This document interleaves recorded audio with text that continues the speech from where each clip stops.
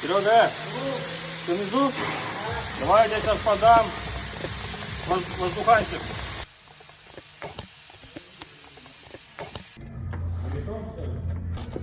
Да,